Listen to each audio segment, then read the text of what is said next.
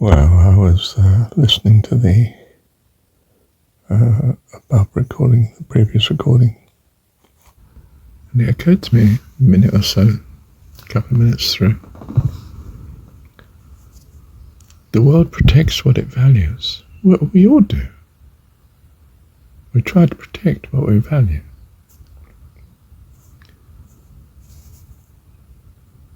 So, a secular world, and in particular I'm thinking of a materialistic part of it, wants to protect what it values. It values wealth. The elite values wealth and power. The stability of their wealth and power. A very narrow view of the ego doesn't embrace the whole of humanity or all life or something grandiose like that.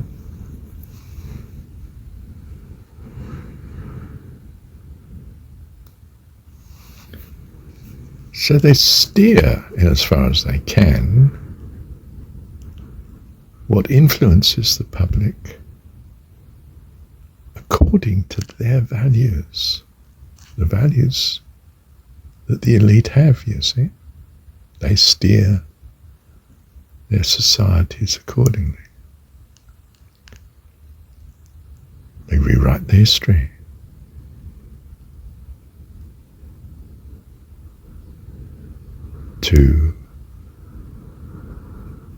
With the aim of securing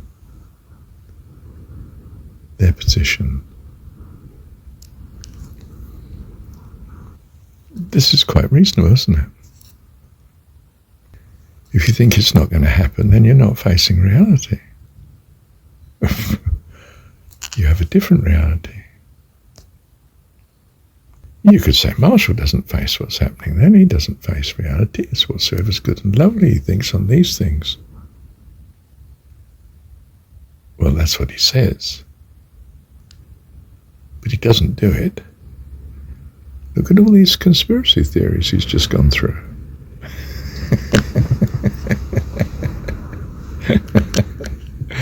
Okay. You've made your point. I agree with you.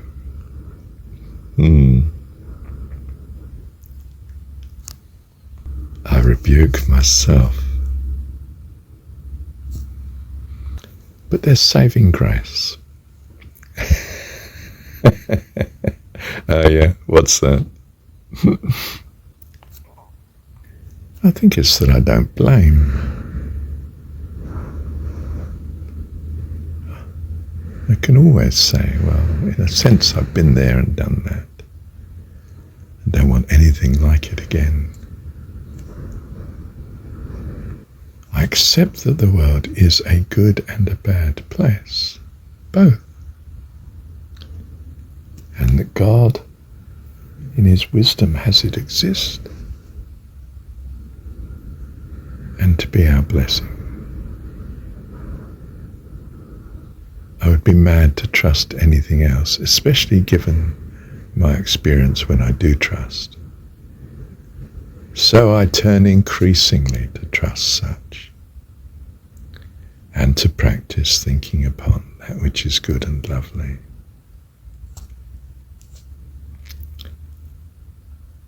And the grace, well, I note in passing that God has things hidden for a reason. There are conspiracy theories for a reason. They increase the uncertainty. The world may want assurance that they be assured, the power elites of such, that their position will remain.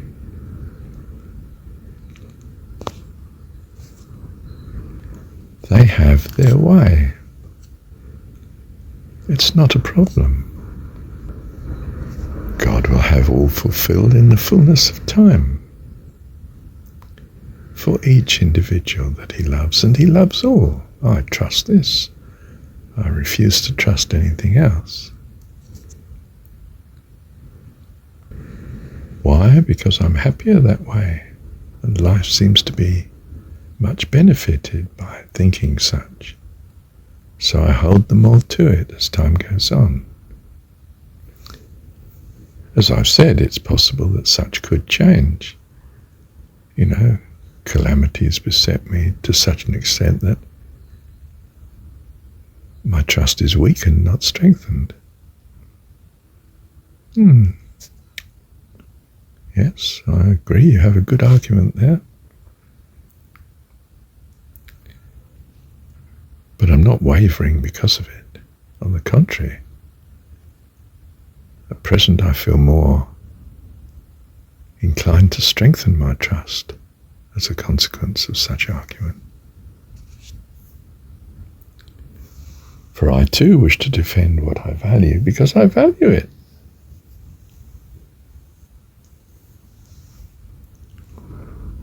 Because of the benefit I have seen in the past.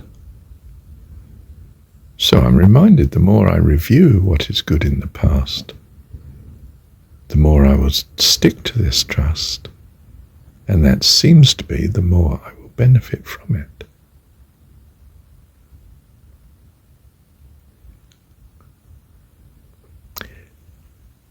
You could say, is this a self-fulfilling thing? Yes. True life is self-fulfilling. God is self-fulfilling.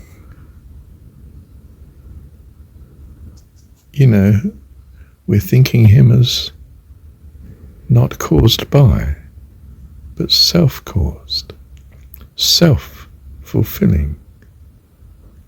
The astonishing ultimate of the individual life, is that it's self-fulfilling. It's self-developing. Unless it gets cut across by something else. But in the beginning there was nothing to cut across it.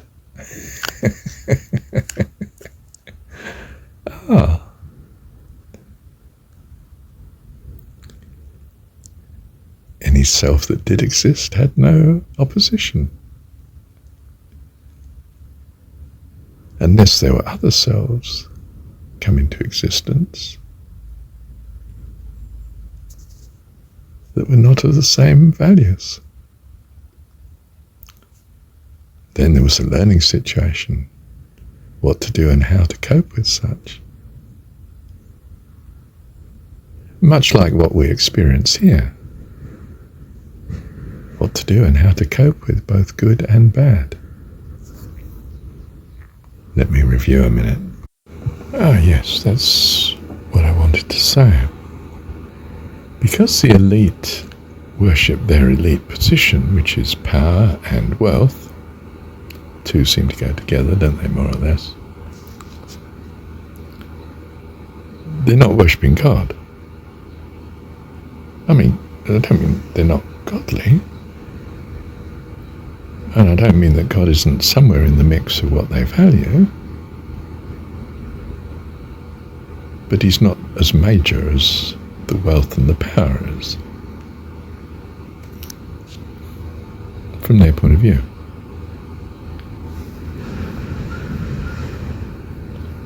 This means they are setting the world that they control and have power over. They're influencing it ever to be wealth dominated, their wealth dominated, not God's values dominated, which I take to be, for instance, that we have life, that he values life, he values all his creation.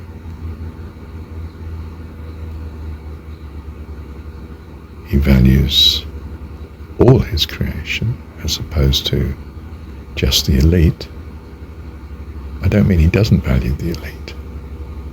I mean, as opposed to only the elite.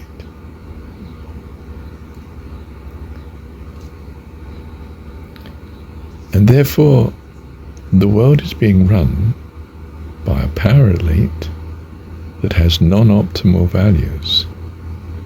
In other words, values that don't result in the eternal. So without realizing it, or knowing it perhaps,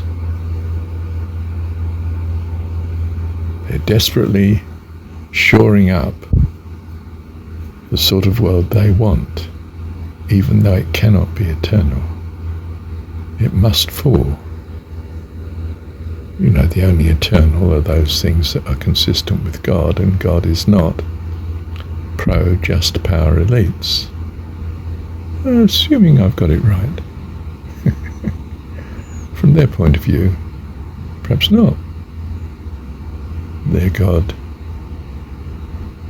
values power elites, them in particular, and they'll trust nothing else. Why should they? This is what seems to be in their interest, in other words, according to their values. But they're therefore, by definition,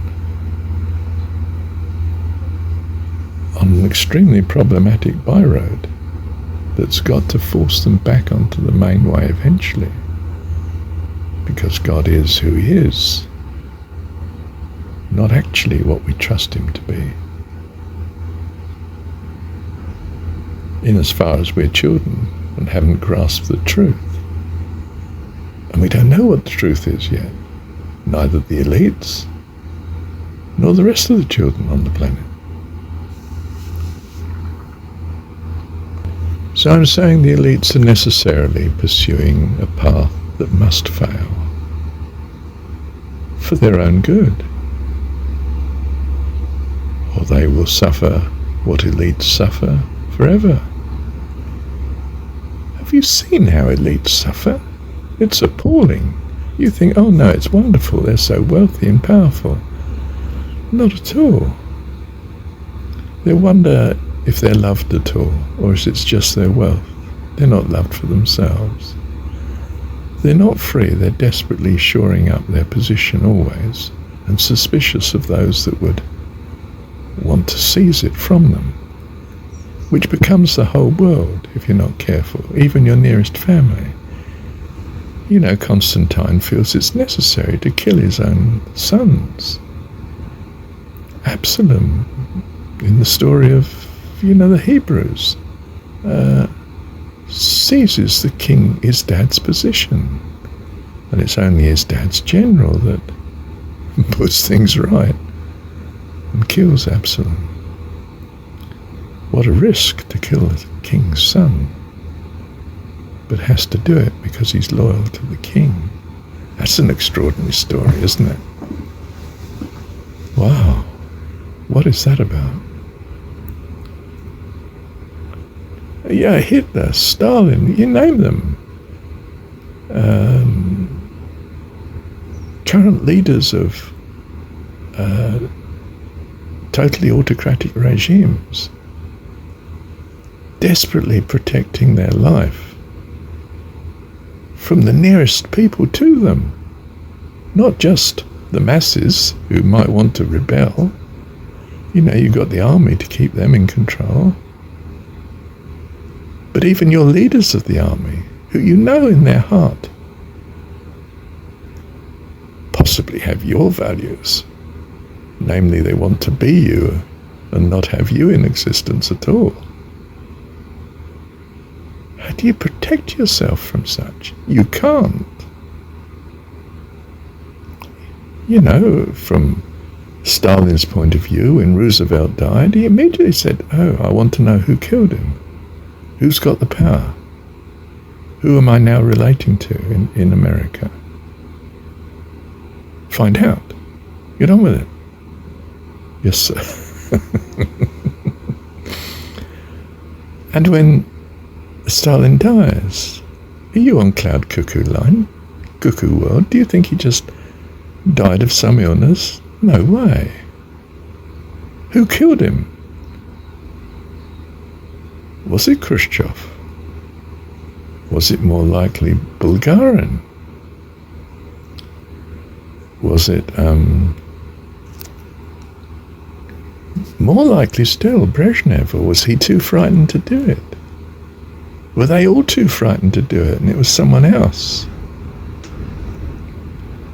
Was the doctor complicit in not being there, not being called, not being allowed? Why there's no post-mortem? Of course he was killed. Stalin himself would have said immediately, "Who killed me? I want to know."